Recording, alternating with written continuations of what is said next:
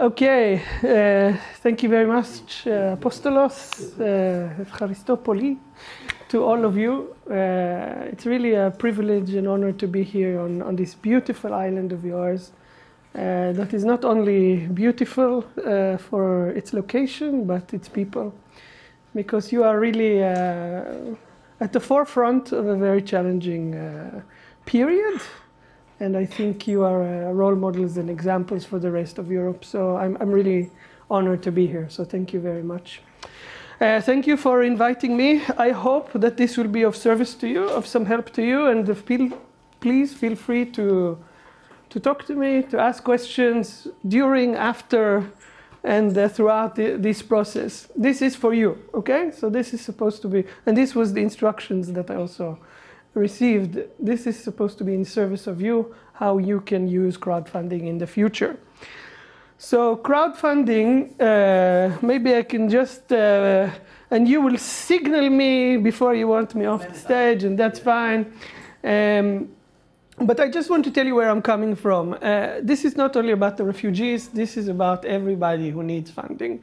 Local entrepreneurs, local artists, local politicians, local whatever you want. Anybody who has experience with no access to finance can consider crowdfunding as a potential alternative. I myself, more or less since 2003, have been teaching entrepreneurship in different forums, in different groups. And I've seen many, many ideas come up, but very few turn into businesses or grow up to be something later on. And then one of the main reasons is, no access to money. Let's be honest. Okay, everybody has good ideas, but very few people have deep pockets. So we started to look into an alternative, and this was a few years ago. And we found out that crowdfunding is an up-and-coming revolution in the way we think and do finance. And I wish to present this here to you as well. So crowdfunding, what does it mean, crowdfunding? Okay, well, while the phenomenon as we know it today is really a revolution, the concept itself is an old concept. It basically means that we raise funding in small sums from many people. So we have done it always, and I'm sure even in Greece, there's a lot of examples in history of how we did it in the past. Maybe one fisherman was poor, but a few fishermen could pool some resources together and then buy a boat and then go out and get fish and go back to the market, sell the fish, and share the income. So that's the idea. But now we are just speaking about the larger scale, scope, and speed of doing this because we have access to the internet. So everything can be bigger, faster, and more impressive than whatever we can imagine. So this is the concept. This concept means that we can have the money that we need, but we also have a way to test our ideas, okay? By putting them out there and see how people react, we see, are there good ideas at all? Okay, it's one thing to put a Facebook like and forget about it tomorrow, and it's another thing to put a little money into it and follow it through. So it's a different level of commitment, okay? And by people, many people coming and contributing, each one according to their capability, we basically say it's a good idea. The other thing that is good here is that you get the money, you get the validation, but you also get feedback, ways to improve your ideas. People make comments, people ask questions, people have their own ideas how you can do this better. And sometimes their input is very valuable because we can do things in a better way thanks to their comments. So all in all, for me, and I think for everybody, this means more democracy, okay? We're in Greece, democracy, the land of democracy. More people can get the funding they need, and more people can participate in the funding. Because no longer do you need to be a very rich person or, a very influential or powerful. You and me and everybody else can start to contribute with the little money that they have and grow their ideas. At the core of this, we basically mean there's three actors, okay? three actors. The first actor is the campaigner, whoever needs the money, okay? An organization, an individual, a business, an artist, a social venture, whatever it may be. They publish a campaign on a website and try to attract funding and support. So that is the first player. What do they get? They get the support and the money that they need, the ideas from the crowd, but they also get a technology that they don't need to invest in running a campaign, okay? And also payment service providers and payment processing and money collection and all these things that you don't want to worry about. This is provided to you by the platform. And it's also a trust facilitator. The second player is the contributor, whoever gives the money.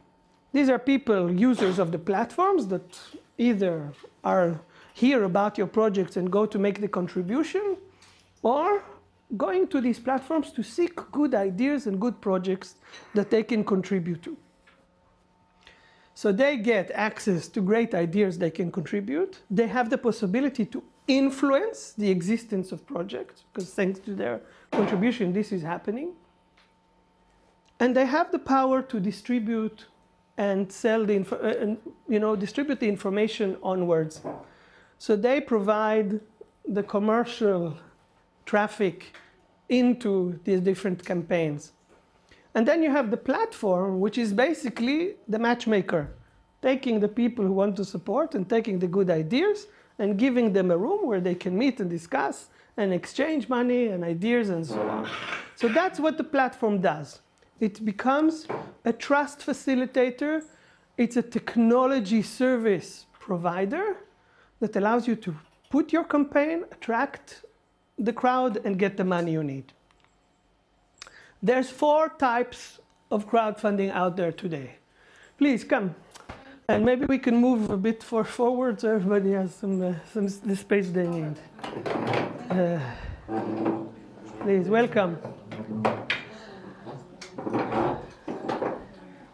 I mean, really, it's impressive that all of you showed up on a Saturday evening. I'm deeply impressed. Okay, so there are 4 types of crowdfunding. I will share these slides with you, okay? So you will receive a copy of them. And at the end, there's also my contact details. Feel free to use it afterwards. So there's 4 types. The first type is equity. In equity, we mean that for the money that we give as contributors, we get ownership stakes in the company. So it basically is a way for non-traded, okay, non-public companies, small companies, young companies, to attract finance, sell ownership before they become public or before they grow to be big companies. But we must remember this is very risky, because these are small, young companies, so many of them will also fail. So you don't invest in one, you invest in a few, and one of them will be successful and will compensate for everything. That's the basic idea. But it's a way to get equity, ownership into the project. The other model that is still in the range of equity, and I'm mentioning it because some of you are from the cultural industry, is revenue sharing. So you don't own the business, but you own a stake in future income from the project. So for example, let's say you are a musician and you are crowdfunding your album. So instead of giving ownership in your soul, because you don't really have a business, you sell an ownership or a revenue share from every record that will be sold. So thanks to my contribution, from every record you will sell, I'll get, I don't know, €1, whatever is the percentage. Okay, so this is revenue sharing. The other model is something all of you are familiar with, lending. Lending means we give loans to other people. All of you are giving loans to your children, to your friends, have received loans from someone you know. It's something we are used to. So this is a way to go to the public and say, hey, I need a loan for this purpose. And then instead of having a bank or a credit card charge you very high interest rates, you go out to the public and people give you the money that you need, and you pay it back to the public, to all these people that help you get the loan you need. Now, why is it good? Because you can get the loan, probably for lower interest rates than what the credit card will charge you. Many people don't get loans from the bank for different reasons. And this is a way for them to have access to this type of capital. At the same time, if you have a little money and you want to invest, then think about it. If you have a little money and it's sitting in a bank, you're getting nothing, right? No interest rate, very low interest rate. But if you put it into this, you will get the money back. But then people say, yeah, but how do I know they'll pay me back? So, you know, when you give a loan to someone, together with 300 people, and it's on Facebook, okay, not on Facebook, but publicly available, you'll pay it back. Because if not, you have 300 people on your neck now nagging for their money back. It's one thing not to pay back to the bank. It's something else not to pay the whole village. Okay? So that's a way to secure payments. And also when we look into the actual numbers, we see there's less than 1% default rate on such loans in the UK in the past years. Less than 1%. And here we're talking billions of dollars and euros. So we talked about equity, we talked about lending, and lending could be for a business, okay, I want to develop my business further, I want to grow it, I want to do an exhibition in a museum, I don't know what, I want to improve my house in consumer lending, or I want to hold a wedding, or I need a surgery, whatever it may be, okay, it has both this business and personal needs element to it.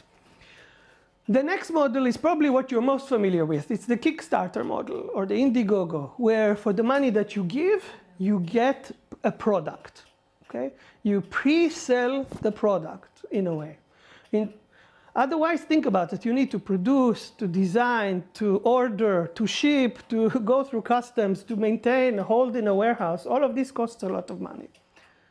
This is a way for you to get the money in advance, before actually incurring all these costs and taking the risk of maybe you won't sell it, right? So this is a way to get the money in advance. So this is the Kickstarter or reward crowdfunding. And finally, the last one that you're familiar with is donation. Donation is old-style donation. For the money that you give, you don't get anything tangible back beyond the satisfaction of contributing to something you're very passionate and care about. Okay, so equity, lending, donation, and the presentation is gone. I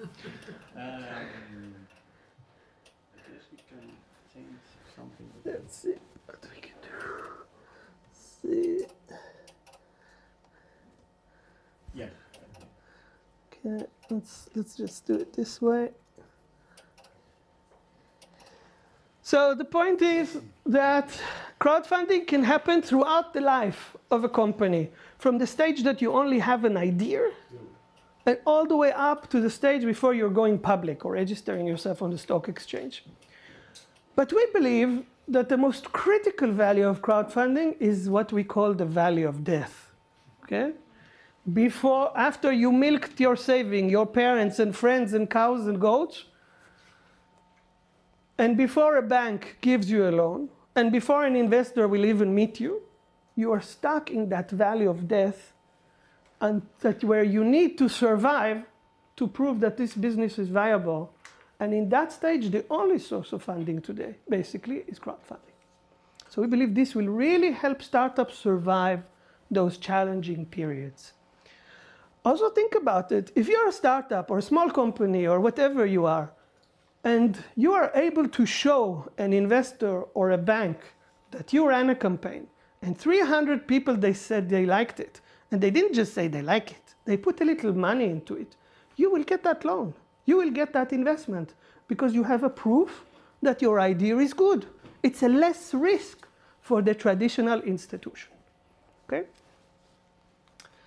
So, in a way, old-style finance has a parallel in the online world.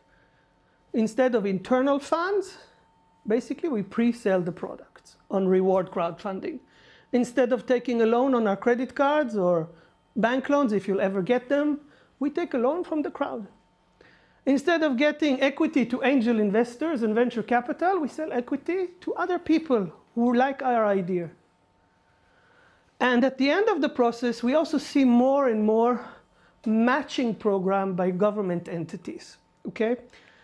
I don't think it's in Greece yet, but in other countries, you see, different governments or regional authorities have some grants where they support local entrepreneurs or local cultural activity.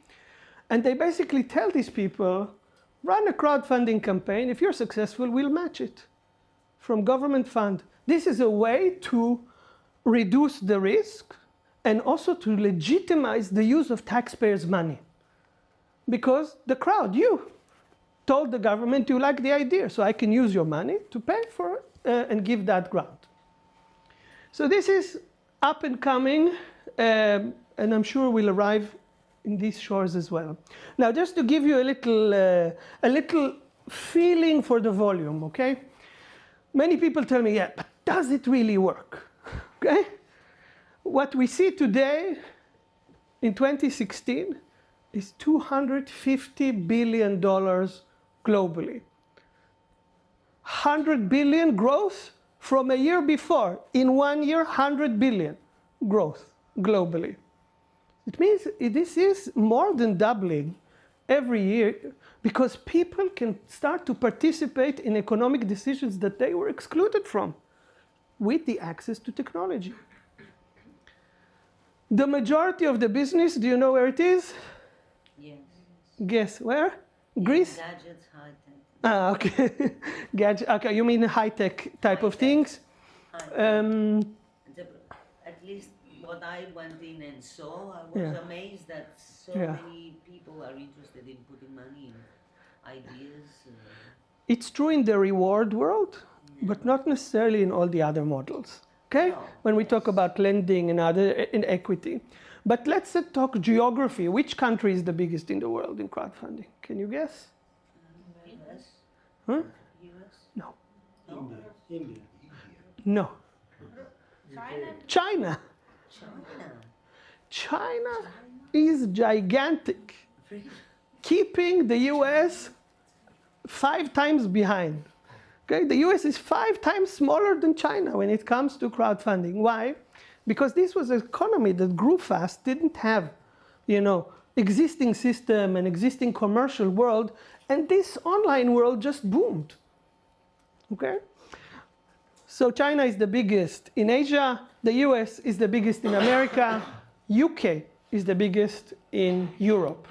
And the reason is, for all these, it's because either they don't have regulation like China, so it's a Wild West, or they have favorable regulation compared to other countries. So as you see, the graph is just like that, and the next year that you don't see on this graph, the 2016, it's even 3 times as much. When we look into, after we take these 3 monsters, the big countries, we're left with a lot to bless. Then we're talking about a market in 2015 of around 2.5 billion. So all these other 100 billions basically were sucked in China, US, and the UK. Still, 2.5 billion for a new industry that very few of you have heard before is huge. And it's growing very fast. I can tell you that in Greece, today the market is around 3 million euro. Okay? Still very early stage. But I only saw platforms launching in the last year or 2 in Greece. Act for Greece and Give and Fund and similar platforms in Greece. So it's a new phenomenon in Greece, and it's already picking up very nicely. When we try to, okay, this is the European view. When we try to then see per capita, okay, it's not just the total number, but also actually how much does each person contribute on average. We see that the champions are the UK, 65 euros per inhabitant, 24 euros per inhabitant in Estonia, and 12 euros per inhabitant in Finland. So these are the biggest, okay, current markets as we see them. In 2016, France becomes the biggest mainland market for crowdfunding, Germany second. When we look into how this money is distributed between these 4 models I told you, most of it is in lending. Yeah. Lending. Because this is what people know. best, this is what they feel comfortable with, and this is where they have the most money to make, right? Put an investment, get the interest back, and it's rather easier and less risky than the rest. Who fixes the interest rate? The interest, it depends on the model and the platform. Usually, the platform in dialogue with the loan, the person that asks for the loan, will calibrate an offer so that it won't be excessive. Okay, the platform will make sure that it's reasonable. The guy that is trying to ask for the loan also will try to ask for the minimum.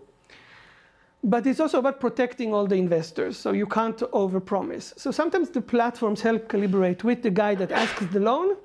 Sometimes it's some sort of an auction, so people will bid. I will give you the loan for 2% interest rate. Someone else will say, I will give you the loan for 1.5%, and the best deal basically wins. Today, the interest rates are around 6 to 10% on most loans, okay? This is what we see, and again, it depends. Sometimes you will go into these platforms and they will not actually ask you which loan you want to give. They will tell you, what's your preference? How much interest do you want? How long is this loan supposed to be? How many payments do you want to see? And what type of risk grade are you willing to incur? And they will identify the relevant loans for you and will basically take, I don't know, let's say you put 100 euro into it, it will divide it on 100 loans so that even if one defaults, you'll still get from all the others. Now, I'm showing you this. This is some of the platforms I'm working with in Scandinavia, and not to overwhelm you with numbers, but to tell you that success rates are very high, okay? We're seeing the worst case scenario is a 30% success rate. Where else in the world will you have a chance of 1 to 3 to get the money you need? Nowhere. Not in asking for a bank loan, not for applying for a grant, not for doing anything. So there's very good chances of success when you do this right. And I can tell you the 70% that didn't win or didn't get the money they asked for, it's just because they were very bad with their campaigning. Because the market is very willing today. As time will pass, there will be more competition, more difficult, but today the market is very willing. I also want to give you some feeling for the magnitude and the volumes. So when we talk about reward campaigns, okay, reward campaigns, the average is around 4,000 euros. It's not big projects. The biggest ones that we see in the Nordic countries, at least, 50,000 to 80,000 euros in reward, okay? This type of a Kickstarter campaign model. This is sort of the high end. It doesn't mean that we didn't see more. I mean, there has been $1 million success projects and $800,000 success cases, but this is sort of the common high end. When we talk about equity, it's around 1 to 2 million euros when we sell ownership in a project, okay? Because it's a different type of investment.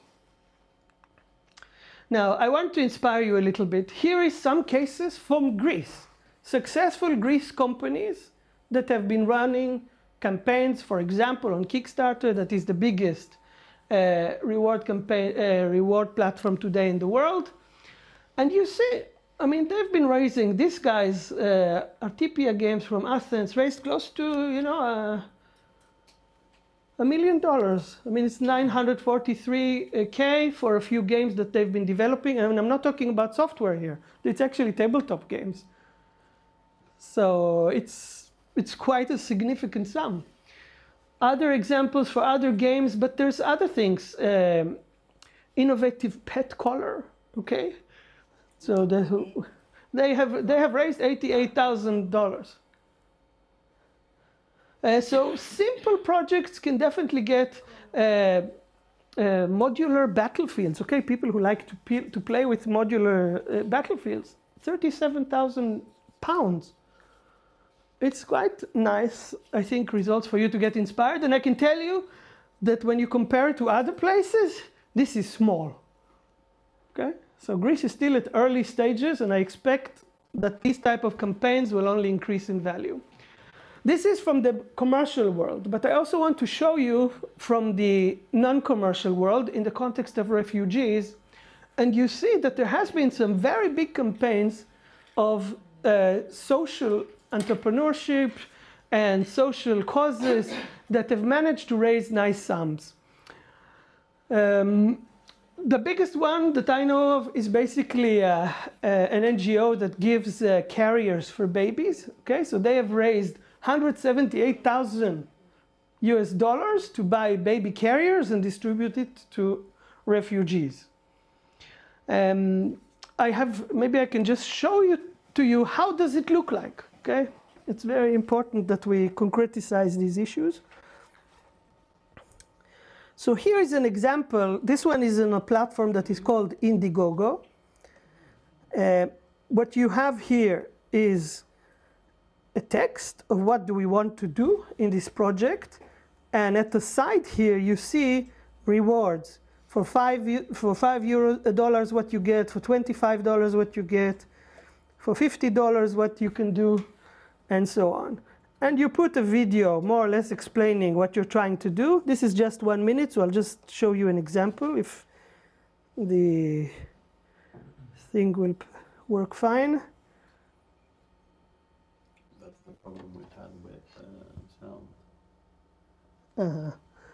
Okay, no sound. You'll have this link. Okay, when you get the presentation, you just click on that campaign, it will take you there and you can see it. Okay? Yeah. Usually they don't remove campaigns, especially if they're successful, unless it's been specifically requested. So here are good examples of nice sums that were raised for social causes.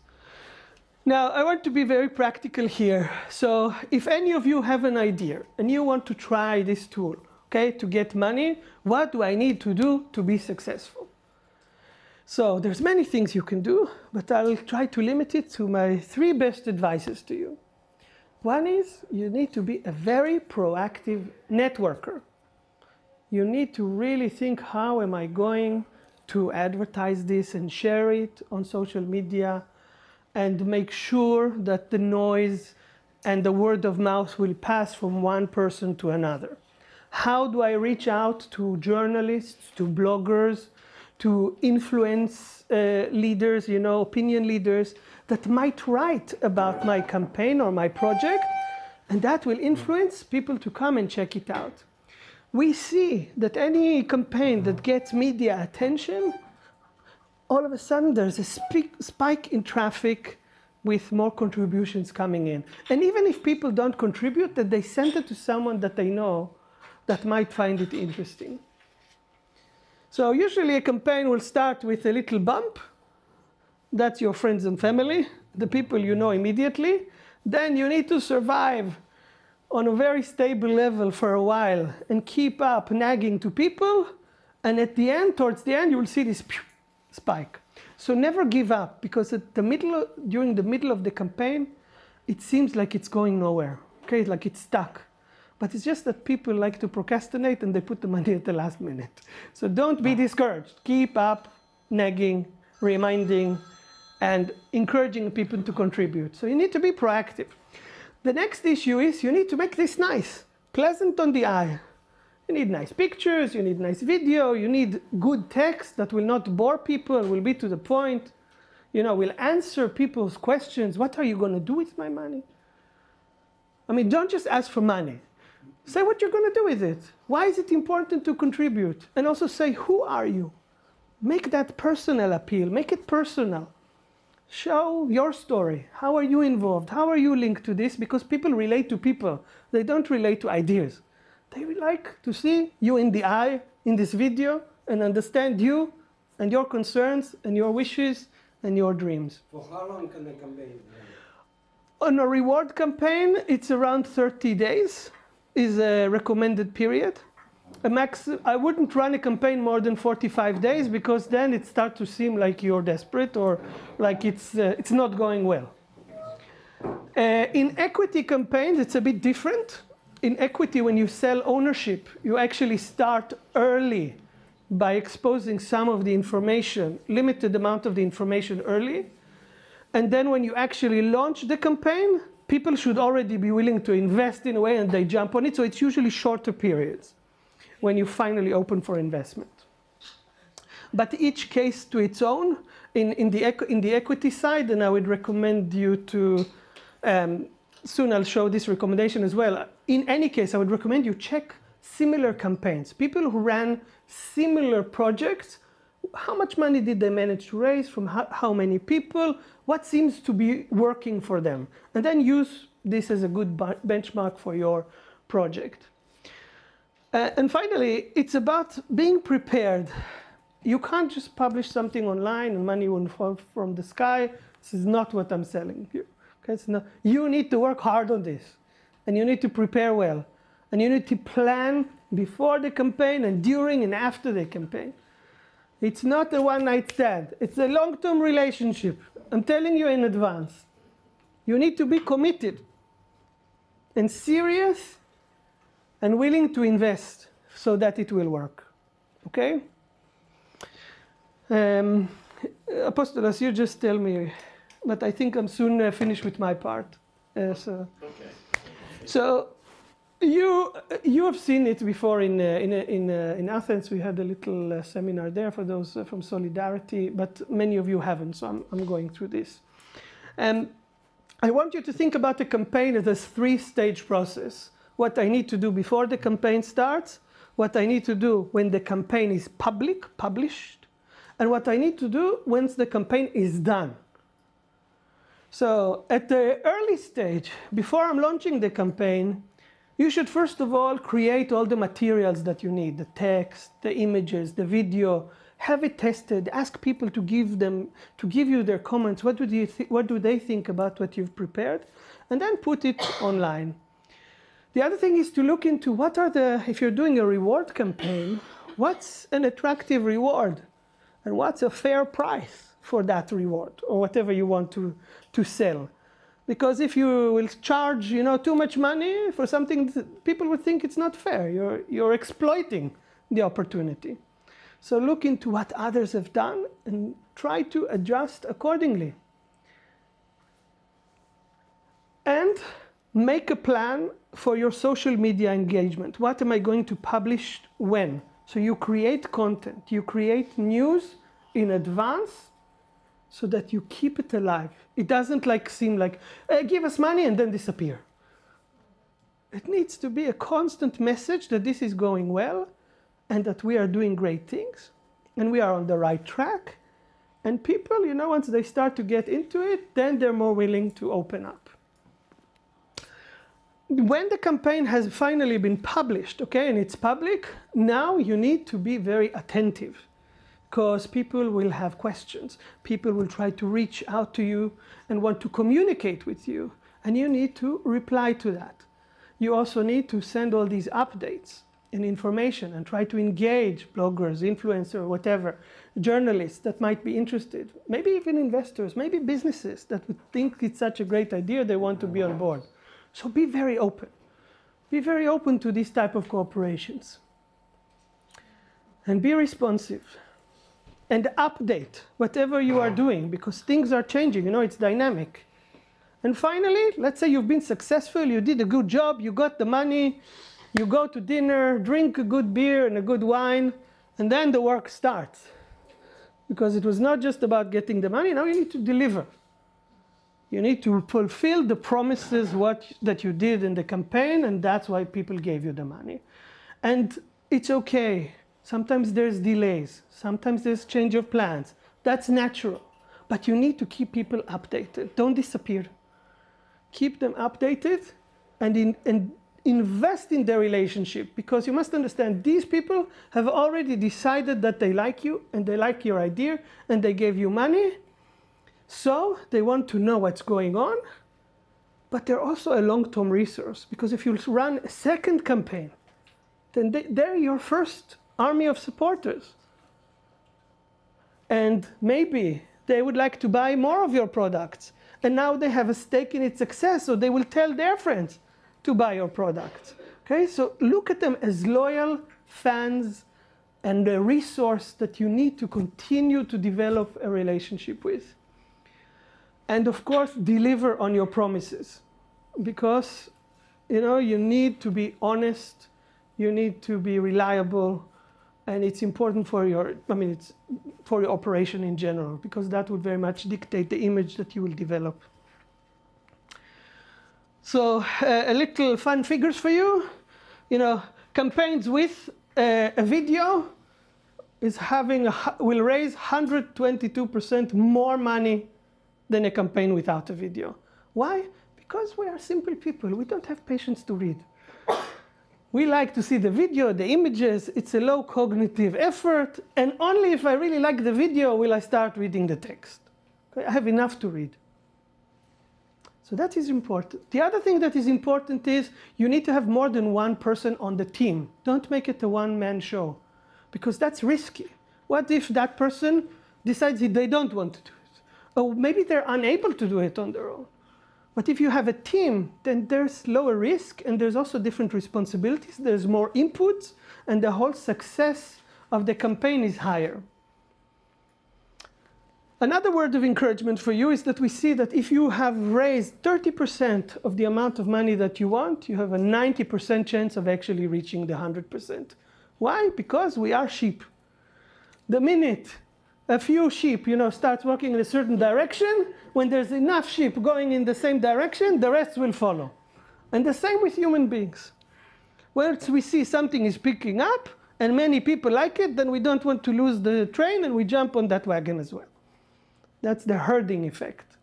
People jump on success stories. And the last thing that I really like about this is that women are better at this. Statistically, at least in the reward, okay? I'm not talking about equity and lending, but in the reward world, reward and donation, women are better. So 2/3 of campaigns by women succeed, and only 1/3 by men succeed. Why? I didn't do the proper research, but I have some hunch. And I explain it this way. That first of all, women set more reasonable goals. They're more conservative, more calm, don't, reach too high in that respect. So, more modest ambitions also have better results. That's one thing, yes. But even more so, I think it's about women being a better harmonizer of communication. They're better at dealing with social media, at relating to people in an inclusive way. Male discourse is often very competitive, is very forceful in a way, okay? Female discourse and discussion and communication is much more harmonizing and nice and so on. So that helps on social media a lot. And finally, I think women are also better at helping each other. And bringing all of this together means that crowdfunding is probably the best way for females to break traditional old boys clubs that manage traditional financial institutions. Okay? These old guys sitting there making the decisions. Today you can be the champions of online finance because you're so much more reasonable than these boys. Okay? I will finish with these slides, and then when we go through a case, we will go through the details. Okay? This slide, I will touch on the questions that you need to ask yourself when you prepare a campaign. And then we will do a case or two, okay? We should use your cases and see how we answer these questions. The first thing is, I understand everybody wants money, but one step before money is what do you need the money for? Okay? Think very seriously, what do I really want to achieve? What's my goal? How many units do I want to sell? How many people do I want to help? How many visitors do I want to see in my exhibition? How many albums do I want to sell as a musician? I don't know. Think concretely, what's my objective in concrete terms, not I want to save the world. It doesn't work. No matter how much money you will raise, you will not save the world. But you can be concrete. I will help 50 refugees. I will sell this many units of my product. This is achievable. Once you define what's your objective, you also, in a way, define how much money do I need. Because now I translate this objective into monetary terms. In order to make this happen, I need this much money. And that's your goal. So the first thing is to say, what's the minimum amount of money I need to raise? Okay, below this, I can't do this. And that should be your goal. The minimum amount of money you need. But even though you define this and publish this as the goal, you should also have something we call stretch goals. Stretch goals means, what happens if I get more money than I ask for? What happens then? Why should I be motivated to give money to someone who already got the money they asked for? You need to specify, what will I do more? So if I'll get this much money, I will actually not serve 50 people, I'll serve 100 people. If I'll get this much money, I won't just sell 30 units, I'll sell 200 units. Okay, so people will understand that their money will not just be sucked into some black hole, but actually will be put to good use. So put that minimum goal in order to get the money you need, but also give people motivation to give you more than that minimum goal. Without saying which is this goal, I mean... You have to state. You say the minimum and the maximum? You say, first of all, you will have the campaign goal, target sum, that's the minimum. But in the text of the campaign, say, if we will raise, have a few of these, don't just write one. Say, if I'll raise this much money more, then I'll do X and Y. If I'll raise double that much, then I'll do even more. So that people know that this, will be put to good use, and you have plans for it. But if you don't reach the minimum, what is happening? If you don't reach the minimum, then there's two models. Either take, basically it's all or nothing. If you don't get the 100%, this money is sent back to the people that contributed it. And that's a good way, because, if you can't do it with less money, then, you can't do half a project. You don't refund it. It's you don't get the money until the campaign is done. So it sits in a separate account, an escrow account. So also the platform cannot touch it. Okay? It's basically protecting you. And only if the campaign is successful, then that payment service provider will release the money to the campaigner and the commission to the platform. But if it fails, then it goes back to the people that contributed. This is all or nothing. In donation world, many times we have take what you get. Okay? Because let's say we really want to do some good and we would love to have these 100,000 euros. But what happens if I get 99? Is that the end of the project? I probably can, cut some of the services, but still provide them. But in such cases, when you do take what you get, the contributors know it in advance. Okay? They're not surprised. They don't expect you to reach 100% and then take their money. But this is up to the platform. Some platforms allow it, some platforms don't allow it. It depends on the platform you use. Okay? But I would not use this system in commercial things. I will only use it for non-profit or social projects. Yeah. I would ask you about the durance, about the period for a donation campaign. Yeah. How long? It's also 30 to 45 max. Yeah, 45 days maximum.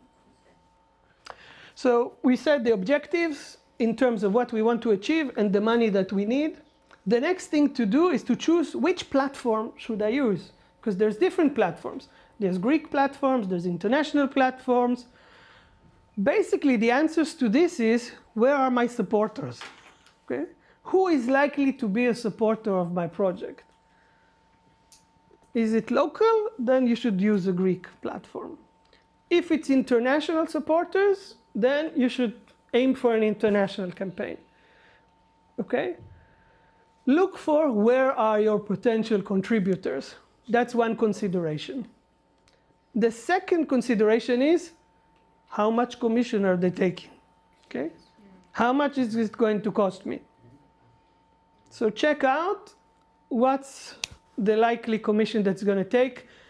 I don't think there's a huge spread there at the moment, but in small or in big campaigns, a difference between 5 and 6% could be a lot of money. So just be conscious of that. And finally, it's also about currency and language. So this is about who is local and who is not local. Some people will not contribute if it's not in the currency they're used to, right? Because they're not sure what is that meaning in drachmas, I don't know, okay? So you need to make that clear if you're going to use a different currency than what people is used to, or use a platform that is local to that currency, okay? Maybe I think there's air conditioning behind you. We can probably turn that on. Yeah. You will also enjoy. Yeah, you will also enjoy me sweating. Yeah. Okay. Okay. The next thing is, so we choose the platform. The next question is, who will support me? What's my target audience? What kind of people am I trying to convince? Why am I asking this? Because that will influence where am I going to search for these supporters, where I'm going to advertise or post about my campaign. Who are they following? Where do they look for information? That depends on who that group is. Okay, so you need to define your segment or the likely contributor in the market. To this, I would like to add, sometimes during the campaign, you discover new segments.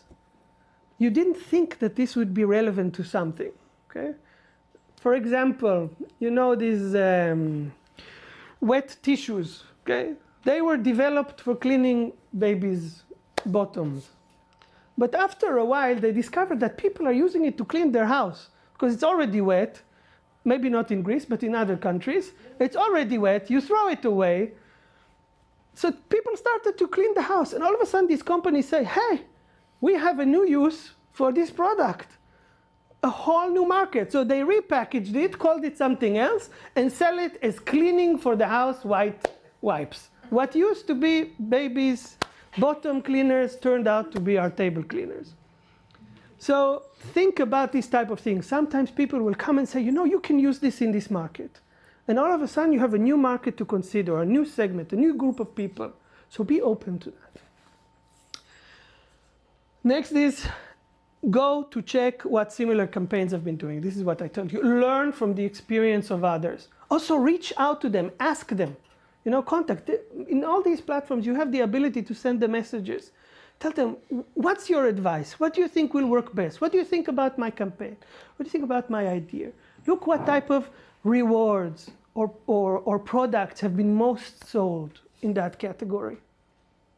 So you can see this is relevant for me. So learn from the experience of others. And then we need to start to talk about money. You need to put a budget on this. This is not free. Because if you're going to produce some product, this will cost something. To ship it will cost something. VAT will cost something, right? Somebody sitting out and making the video or the text or the images, if it's professional, will cost something. If you're going to use Facebook ads or Google Words, AdWords, and so on, will cost something. So make that plan. How much is this adventure going to cost me? Assuming I'm earning nothing. Okay? How much is this actually going to cost? This you do to make sure that you're not going to lose money by doing this campaign. Okay? You don't want to end up in that situation.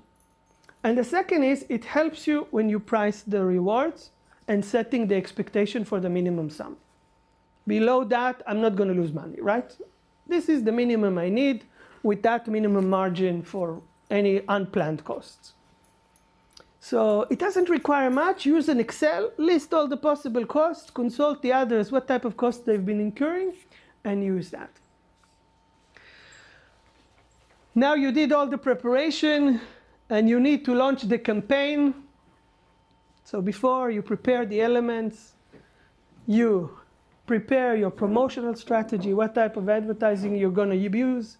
During, you promote your campaign very proactively. You engage in networking constantly. And when it's done, you deliver on your promises in the long term. that is my last slide. I would like to answer questions, but I'm just going to show you what I'm going to send you, okay? So for each of these aspects that we have mentioned, there is concrete things that will instruct you, okay, about objectives, what you need to consider when we talk about goals. When we talk about choosing the platforms, these are the type of questions you should ask when you decide which platform you're going to use. Okay, so this is a help for you. What do I need to think about in each of these stages? And you will get this.